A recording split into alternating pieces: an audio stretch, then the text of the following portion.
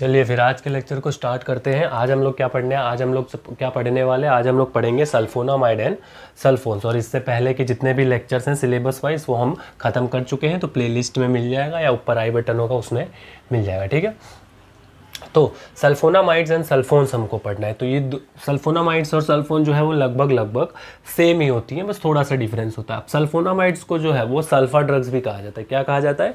Sulphonamides को sulfa drugs भी कहा जाता है। ठीक है, तो अब देखते हैं सबसे पहली बात कि सल्फोना और सल्फोन्स का स्ट्रक्चर देखिए। सल्फोनामाइड एंड सल्फोन्स का स्ट्रक्चर देखिए, दोनों जो है वो सेम है। ठीक है, लगभग सेम है। मतलब इसमें ऐसा है कि जो आर और आर डैश ग्रुप होता है उसकी जगह जो है वो एक ये दूसरा ग्रुप लग जाता है। ठीक है, एक ये वाला और एक ये वाला जो पूरा ग्रुप है वो नया लग जाता है, बाकी सल्फर तो उसमें रहता ही है। ठीक है, अब आगे बढ़ते हैं। तो ये जो है स्ट्रक्चर, इसका हम आगे पढ़ेंगे आगे वाले लेक्चर्स में, जब हम फोलिक रिडक्टेज इनहिबिटर पढ़ेंगे। तो सल्फोन्स क्या होता है?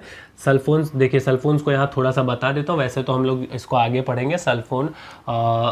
फोलिक एसिड रिडक्टेज इनहिबिटर जब आएगा तब हम पढ़ेंगे, जो कि सल्फोनामाइड्स के जस्ट बाद का टॉपिक है, और शायद हम उसको दूसरे वीडियो में कवर करेंगे। ठीक है, तो थोड़ा सा एक इंट्रोडक्शन दे देता हूँ कि सल्फोन्स क्या होते हैं। Sulfones are related to the sulfonamide, बराबर। ठीक है, रिलेटेड होते हैं सल्फोनामाइड से, and are inhibitors of folic acid synthesis. जैसा कि मैंने अभी बताया कि इसको हम आगे पढ़ेंगे, क्यों?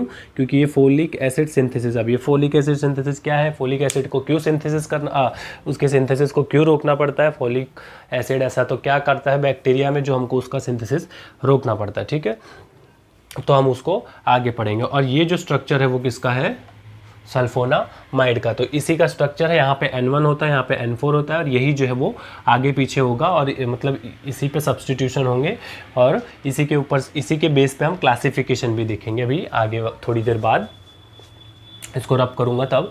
अब देख लेते हैं कि एंटीबायोटिक क्या होता है। तो ये सल्फोनामाइड जो है वो क्या है? सल्फोनामाइड जो है वो क्या है? एक सिंथेटिक एंटीबायोटिक है। क्या है? एंटीबायोटिक तो है, सिंथेटिक एंटीबायोटिक है। क्या है कि पहले जो है वो सल्फोनामाइड से यूज़ होता था, मोस्ट ऑफ बैक्टीरियल इन्फेक्शन के लिए जो है वो सल्फोनामाइड्स होता था, लेकिन उसके बाद एंटीबायोटिक्स के कुछ अच्छे ड्रग क्लास आ गई तो फिर ज़्यादातर वो यूज़ होने लगा। ठीक है, लेकिन अभी भी जो है वो स्पेशल कुछ यूजेस में आता है कि सल्फोनामाइड्स वहाँ पे यूज़ होते हैं। ठीक है, तो सबसे पहली बात तो कि ये सिंथेटिक एंटीबायोटिक है। ठीक है, सबसे पहली बात तो ये कि क्या है? सिंथेटिक एंटीबायोटिक है, जो कि क्या करता है?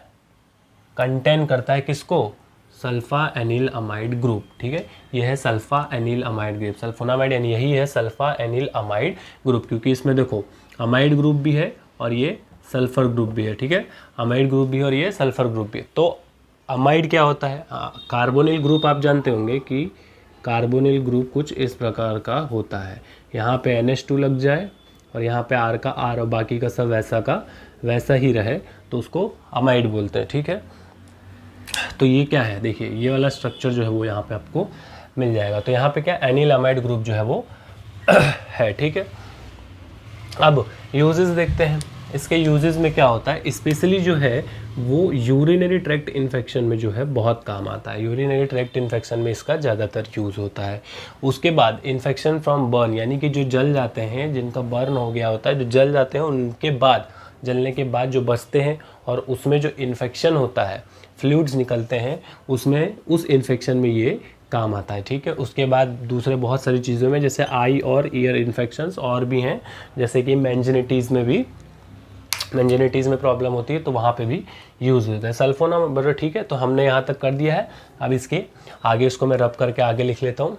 अब इसमें क्या है कि ये तो आपका चलो स्ट्रक्चर हो गया। अब इसमें क्या है कि ये जो अमाइन ग्रुप है और ये जो SONH2 ग्रुप है, तो इसमें ये N1 पोजीशन और इसमें ये N4 पोजीशन। ठीक है, तो यहाँ पे जब हम क्लासिफिकेशन पढ़ेंगे तो इन्हीं दो के ऊपर होगा हमारा।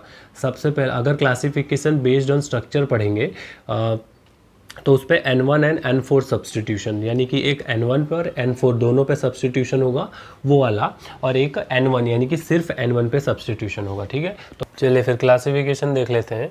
सल्फोनामाइड्स का क्लासिफिकेशन क्या है? बेस्ड दो है। एक पहले ये देख लेते हैं कि बेस्ड ऑन केमिकल स्ट्रक्चर, उसके बाद दूसरा देखेंगे बेस्ड ऑन केमिकल स्ट्रक्चर। अब बेस्ड ऑन केमिकल स्ट्रक्चर पे दो हैं, एक कि जैसे मैंने अभी बताया कि both N1 and N4 substituted, यानी कि N1 और N4 सब्स्टिट्यूटेड वाले, और एक इसके बाद अभी करूँगा वो सिर्फ N1 सब्स्टिट्यूटेड, यानी कि जो मैंने बताया था अभी इससे पहले कि ये जो आपका ग्रुप रहेगा यहाँ पे जो होता है वो N1 वाला, और यहाँ पे जो रहता है SO2 NH2, ये जो है वो N1 और ये जो है वो N4। तो N1 और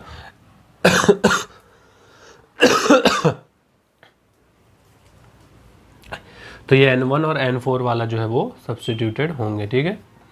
तो ये इसी पे हमको सब्स्टिट्यूशन करा के यही वाला क्लासिफिकेशन लिखना है based on chemical structure. Exam में पूछता भी है कि based on chemical structure of classification of sulphonamide बताइए, बराबर, ठीक है।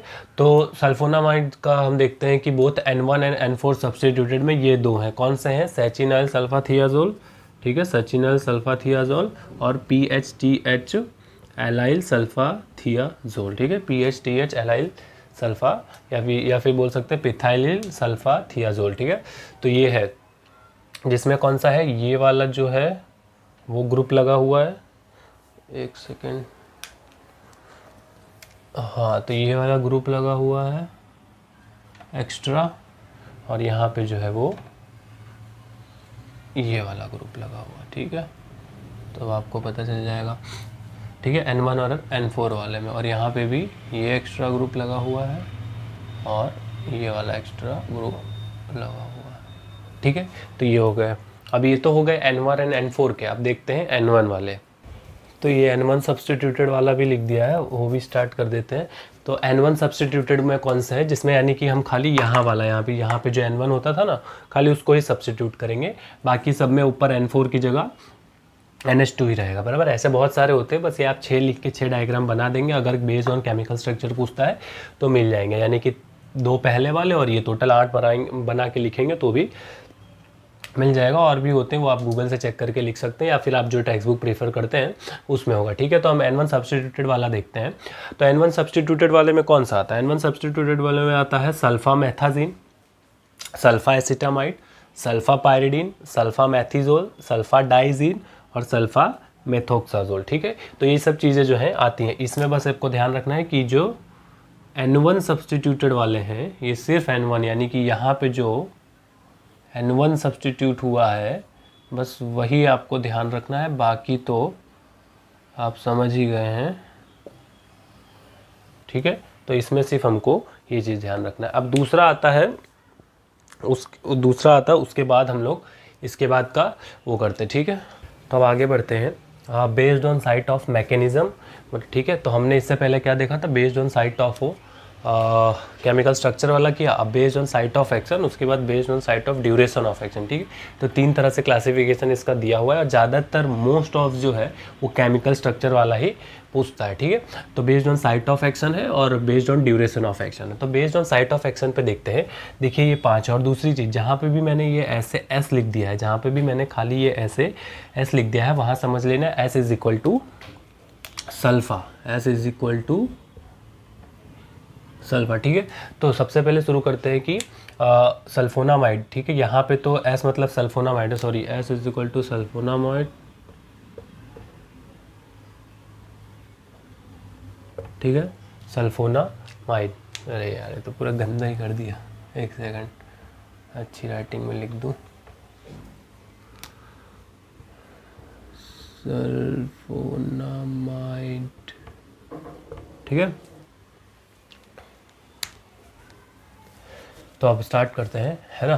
तो यहाँ पे क्या देखिए, sulphonamide for general infection, sulphonamide for urinary tract infection, sulphonamide for intestinal infection, sulphonamide for local infection, sulphonamide for dermatitis, ठीक है। तो ये भी डिजीज़ है स्किन वाली, ठीक है। तो ये S यहाँ पे क्या है, डर्मेटाइटिस है। S मतलब यहाँ पे क्या है, सल्फोनामाइड, ठीक है। यहाँ वाला जो S है इसका मतलब है सल्फोनामाइड, और उसके बाद यहाँ पे जो S लिखे हैं इनका मतलब है सल्फा, ठीक है। यानी कि जैसे कि एग्जांपल ये लिखा है तो सल्फाथियाजोल, सल्फासोमिडीन, सल्फामेथाजीन, ऐसा, ठीक है। तो यहाँ पे जो ये S लिखे हुए हैं वो जो है वो सल्फोनामाइड के लिए। तो अब स्टार्ट करते हैं कि सल्फोनामाइड फॉर जर्नल इन्फेक्शन कौन कौन सी आती है। सल्फा एनिलामाइड आती है, सल्फा पायरिडीन आती है, सल्फा डियाजीन आती है, सल्फा मेथोक्साजोल आती है, ठीक है। तो नीलामाइड, पायरिडीन, डियाजीन, मेथोक्साजोल। अब यूरिनरी ट्रैक्ट इन्फेक्शन में कौन सी यूज़ होती है, तो यहाँ पे यहाँ पे सल्फी है, ठीक है, यहाँ पे सल्फीसोक्साजोल है, फिर सल्फाथियाजोल है। अब इंटेस्टिनल इन्फेक्शन में पीएच, इसको मैं PHTH एलाइल सल्फेट बोलता हूँ, इस वजह से तो पिथाइलिल आता है, तो PHTH एलाइल सल्फाथियाजोल अभी पीछे आ चुका था, और सैचिनाइल सल्फाथियाजोल, ये कौन से थे, दोनों ये थे N1 सब्सटीट्यूशन वाले, ठीक है। अब यहाँ और एक और इसी में कौन सी एक आती है, सल्फासेलाजीन, बराबर, सलाजीन। अब फॉर लोकल इन्फेक्शन के लिए सल्फासिटामाइड यानी सल्फासिटामाइड और मेफिनामाइड एसिटेट, ठीक है, और डर्मेटिटिस के लिए डैप्सोन। फिर based on duration of action में long acting, short acting, intermediate acting, ठीक है। अब ये है सल्फाथियाजीन, ठीक है। सल्फाथियाजीन लॉन्ग एक्टिंग में कौन से आती है, सल्फाथियाजीन, सल्फा मिथॉक्सीप्रिडाजीन और सल्फा इथॉक्सीप्रिडाजीन, ठीक है। तो इसमें कंफ्यूज मत होना, सल्फा मिथॉक्सीप्रिडाजीन, सल्फा इथॉक्सीप्रिडाजीन, ये पूरी एक ही ड्रग है, ठीक है, यहाँ पे है, ये पूरी एक ड्रग है, ठीक है। अब आता है हमारा शॉर्ट एक्टिंग में कौन कौन सी है, सल्फाथियाजोल और सल्फासोमिडीन, ठीक है। वैसे ही इंटरमीडिएट में कौन से आती है, सल्फासिमाजोल और सल्फामिथोक्साजोल, ठीक है। तो ये सब ड्रग्स हैं, ठीक है। चलिए फिर इसके आगे का लेक्चर जो है हम पार्ट 2 में डिस्कस कर लेंगे, यहाँ पे पार्ट 1 है, ठीक है। तो इसमें सिर्फ क्लासिफिकेशन ही है, और बाकी का जो बचा हुआ है मोड ऑफ एक्शन वो है हम पार्ट 2 में डिस्कस कर लेंगे, ठीक है।